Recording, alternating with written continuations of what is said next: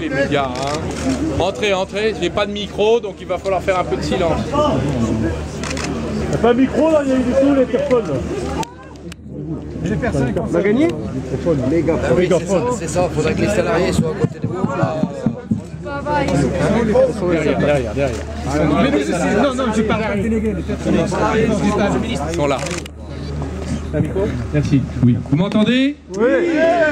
Bien, après avoir rencontré les deux parties, à la fois les salariés, leur délégation, que vous avez bien voulu constituer, et non seulement la direction, mais également l'actionnaire qui est venu d'Italie, nous sommes arrivés à un point de proposition qui contient un certain nombre d'avancées. La décision reviendra aux salariés et à eux seuls.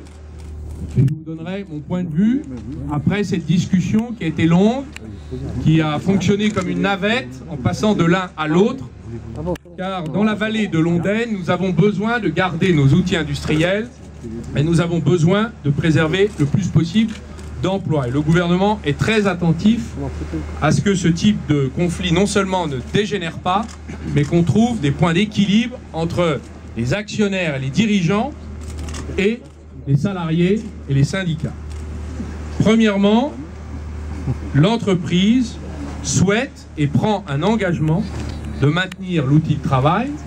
Il n'y a pas d'engagement de délai, puisque en vérité, cette entreprise familiale italienne a acheté cette entreprise, souhaite la développer et la redéployer dans le secteur de l'aéronautique. Et c'était une des raisons pour lesquelles ils ont investi jusqu'à présent 45 millions d'euros. Il en reste 10 millions d'euros à rembourser. Cette entreprise souhaite procéder à de nouveaux investissements sur le site. Donc l'engagement de la pérennité de l'entreprise n'est pas à discuter. Deuxièmement, l'État est prêt à entrer dans le capital de votre entreprise pour garantir, pérenniser cet outil de travail et cet outil industriel dans la vallée de l'Ondaine. D'ailleurs, le fonds stratégique italien est entré dans le capital de la maison mère. Nous avons donc proposé d'en faire de même ici en France, dans votre entreprise, pas dans le groupe, mais dans cette entreprise ici de la vallée de l'Ondaine. Troisièmement, à la question posée de savoir si la direction est prête à faire un effort au-delà des 9 emplois qui étaient la concession qui avait été faite pour revenir sur le plan social, la réponse est oui, mais à une condition, qu'il y ait une négociation sur un accord sur les conditions de travail, la modération salariale, ce qu'on appelle un accord de sécurisation et de maintien de l'emploi. J'ai donc désigné à cette fin un médiateur, monsieur le secrétaire général de la préfecture, monsieur Patrick Ferrin, qui est sous-préfet et qui mènera dès que possible la discussion en vue d'aboutir à cet accord, c'est-à-dire d'un côté le rétrécissement du plan social autant que possible, sans que ça mette en péril l'entreprise, et de l'autre, un accord sur les conditions de travail et la modération salariale. Je dois vous dire que l'entreprise est prête à discuter du projet de redéploiement, d'investissement avec l'ensemble des salariés.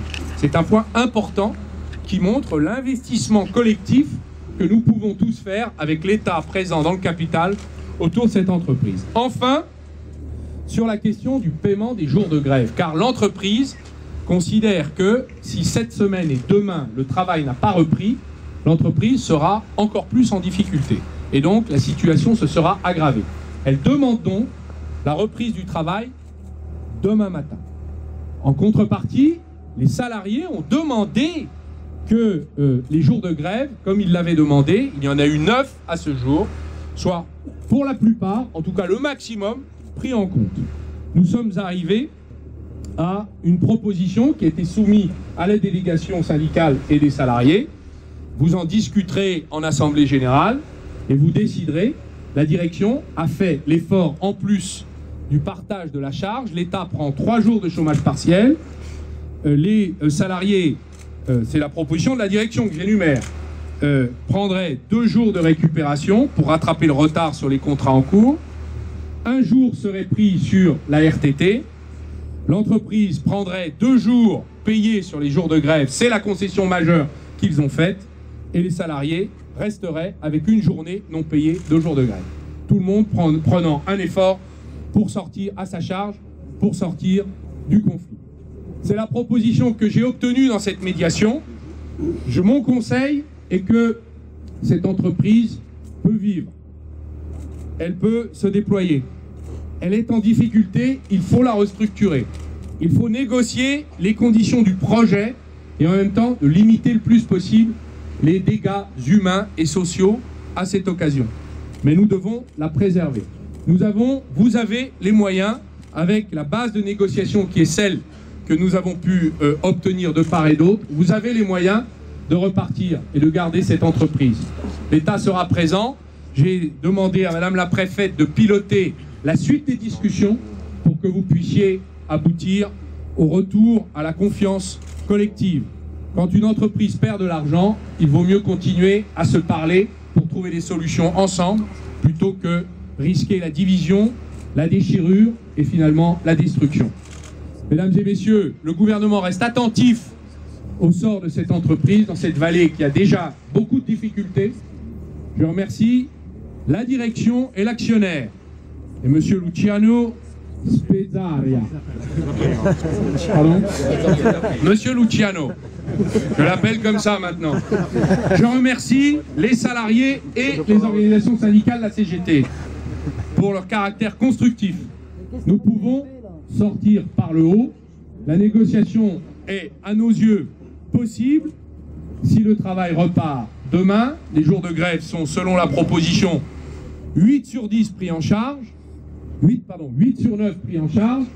À vous ensuite d'ouvrir le dialogue social pour réduire le plan social. La direction y est prête avec des contreparties en face. Voilà, mesdames et messieurs.